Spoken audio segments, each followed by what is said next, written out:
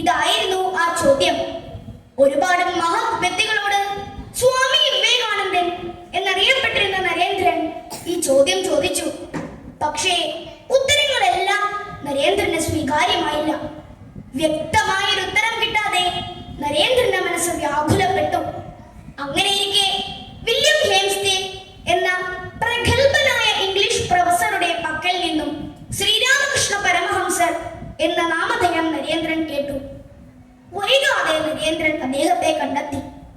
ആചാര്യ, അങ്ങ് ഈശ്വരനെ കണ്ടിട്ടുണ്ടോ എന്ന് നരേന്ദ്രൻ അദ്ദേഹത്തോട് ചോദിച്ചു.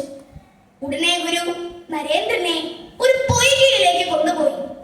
അവിടെ വെച്ച് ഗുരു നരേന്ദ്രന്റെ ശിരസ് വെള്ളത്തിൽ മുക്കി പിടിച്ചു. ശ്വാസം കിട്ടാതെ നരേന്ദ്രൻ ഭയന്നു. ഗുരു നരേന്ദ്രനെ വെള്ളത്തിൽ നിന്നും മോചിതനാക്കി. അല്പസമയത്തിനു ശേഷം വീണ്ടും അപ്രകാരം ചെയ്തു. ഓരോ തവണയും കൂടുതൽ നേരം അപ്രകാരം ചെയ്തു. ശ്വാസം കിട്ടാതെ ഭയന്ന നരേന്ദ്രൻ സ്വന്തം ജീവന് വേണ്ടി അലറി. അതിതീക്ഷണമായ അഭിവാച്യോടുകൂടിയാണ് മൂന്നാമത്തെ തവണ നരേന്ദ്രൻ വെള്ളത്തിൽ നിന്നും മോചിതനായത്.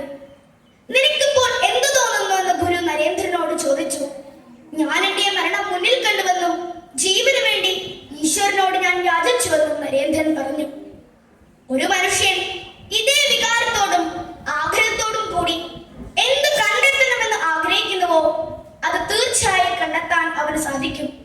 പക്ഷേ ആരാണ് അതിന് മുതിരുക? ഞാൻ നിന്നെ കാണുന്നത് പോലെ തന്നെ ഈശ്വരനെ കാണുന്നു. പക്ഷേ കുറച്ചുകൂടി പ്രഭാപൂർണമാണെന്ന് മാത്രം. നിന്നോട് സംസാരിക്കുന്നത് പോലെ എനിക്ക് ഈശ്വരനോട് സംസാരിക്കാൻ സാധിക്കും. പക്ഷേ കുറച്ചുകൂടി ശോഭയോടുകൂടി വേണമെന്ന് മാത്രം. അത് തന്നെയാണ് തത്വമസി. നീ ആരെ തേടിയാണോ വരുന്നത് ആ ശോഭ നീ തന്നെയാണ്. നാളുകളേറെയായി താൻ തേടി നടന്ന ചോദ്യത്തിന് ഉത്തരം ലഭിച്ചപ്പോൾ നരേന്ദ്രന്റെ മനസ്സ് സന്തോഷത്താൽ വിളയാടി. അസാധാരണവും പവിത്രവും അത്ഭുതകരവുമായ ഒരു ഗുരുശിഷ്യ ബന്ധത്തിന്റെ തുടക്കമായിരുന്നു ഈ സംഭവം. ഭാരതത്തിലെ ആധ്യാത്മിക ജ്ഞാനം അശേഷം കറന്നെടുത്ത് സ്വന്തം ബുദ്ധിയിൽ ലയിപ്പിച്ച ഗുരു, അതെല്ലാം ആദരവോടെ പാനം ചെയ്യാൻ ദാഹാർത്തനായി നിൽക്കുന്ന ശിഷ്യൻ, നൂറ്റാണ്ടുകളുടെ പരിവർത്തനത്തിൽ നടക്കുന്ന അപൂർവ സംഗമം. നന്ദി.